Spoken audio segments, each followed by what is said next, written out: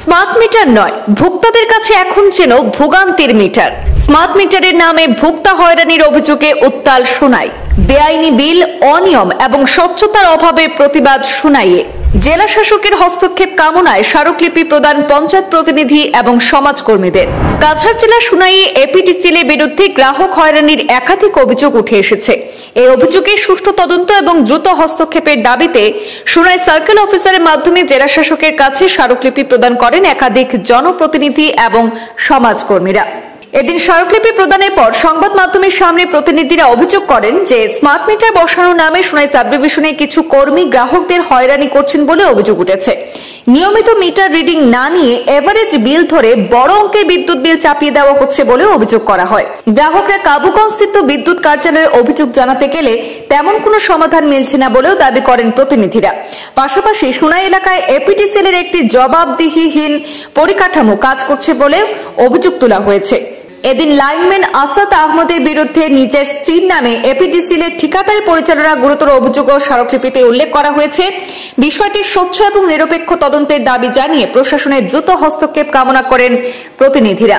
এদিন স্মারকলিপি প্রদানকারীদের মধ্যে উপস্থিত ছিলেন বাঁশকান্দি আঞ্চলিক পঞ্চায়েত সভানেত্রী সাবিনা হাবিব বরভুয়া, সোনাই আঞ্চলিক পঞ্চায়েত সভানেত্রী শিরিনা আক্তার মজুমদার, কাপ্তানপুর কাজীডহর জেলা পরিষদ সদস্য সুফিয়ান লস্কর, সাতকরাকান্দি গ্রাম পঞ্চায়েতের সভাপতি সেলিম উদ্দিন লস্কর, সমাজসেবী শামসুল ইসলাম বরভুয়া, মেহবুব আলম মজুমদার, আনিসুল বড়লস্কর সহ আরো অনেকে।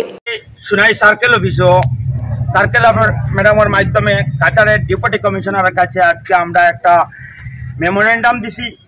এটার সাবজেক্ট হয়েছে এই সোনাই সমষ্টির এপিডিসিএল এর বিরুদ্ধে সাধারণ মানুষের কিভাবে একটা ক্ষোভ সৃষ্টি হয়েছে এবং এই এপিডিসিএল এর ভিতরে একটা সিন্ডিকেট রাজ সৃষ্টি করিয়া সোনাইয়ের মানুষের একটা আতঙ্কর সৃষ্টি করেছেন, যেটা বিগত দিন আমরা দেখি। আর যে ভারত সরকার তথা আসাম সরকারের একটা অনুমোদিত স্মার্ট মিটার, যেটা আমরা বিগত দিনে দেখছি যখন সরকার এটা লাগু করেছে, তখন দেখছি আমরা আপার আসামে এবং আসামের বিভিন্ন ঠাই আমরা দেখেছি বিভিন্ন মানুষ এখানে রাগান্বিত হয়ে এই মিটারগুলা নিয়ে রাস্তার মধ্যে ফলানো হয়েছে।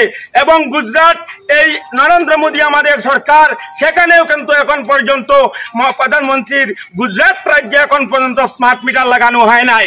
কিন্তু আমরা দেখা গেছে সোনাই সাব ডিভিশনের এই যে এসটিও আছেন, উনি সোনাই কিছু লাইনম্যান নিয়ে আরো কিছু মানুষ দালালদের নিয়ে একটি সিন্ডিকেট সৃষ্টি করে এক কন্ট্রাক্টরি সৃষ্টি করেছেন। সেটা নিয়ে আমাদের সোনাই এলাকার মানুষের মধ্যে একটা আতঙ্ক সৃষ্টি হয়েছে। কিভাবে আতঙ্ক সৃষ্টি হয়েছে? যিনি এপিডিসিএল এর এই স্মার্ট মিটার লাগান নাই, ঘরে ঘরে গিয়ে প্রেসার দেওয়া হয়েছে, কিন্তু যিনি এই মিটার লাগাচ্ছেন না, উনার বিরুদ্ধে এখানে অফিস থেকে 2000, 3000, 4000, 5000, 10000, 15000 বিল দেওয়া হয়েছে।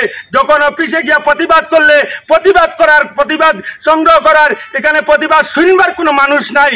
আজকে আমরা এটা কাছাড়ের ডেপুটি কমিশনার কাছে আমরা লিখিতভাবে অভিযোগ করেছি।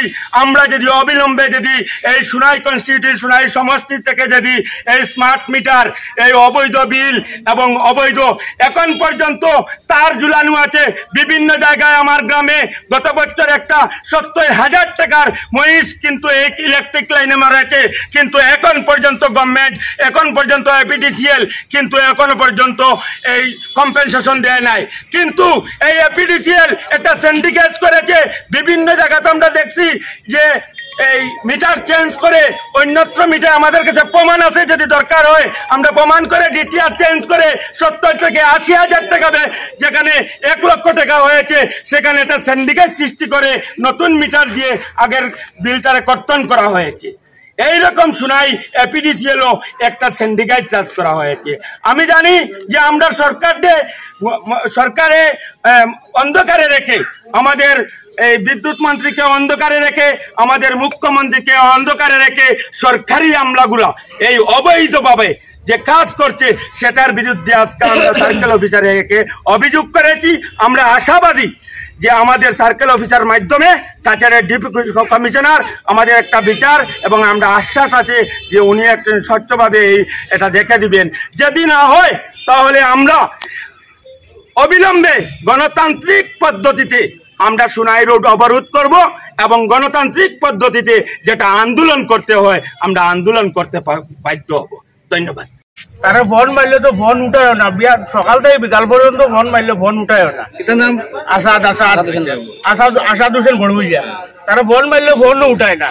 এরপরে আমরা কারেন্টের তার জুলাইল এটা ব্যাপারে ফোন করলেও ভেজ গেলেও ফোন করলেও উঠায় না। আমরা চাই যে আসাদটা ট্রান্সফার হয়ে গেলে মানে আমরা ভালো হইব, আমরা সমস্যাটা সমাধান হয়ে যাব।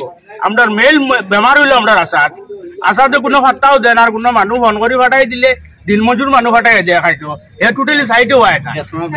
আর কোনো সময় তারা তখন তার লইয়া বুলেট লইয়া ঘুরে তার বুলেট লইয়া ঘুরিতে পারে না, কিন্তু আসাদ ঘুরে।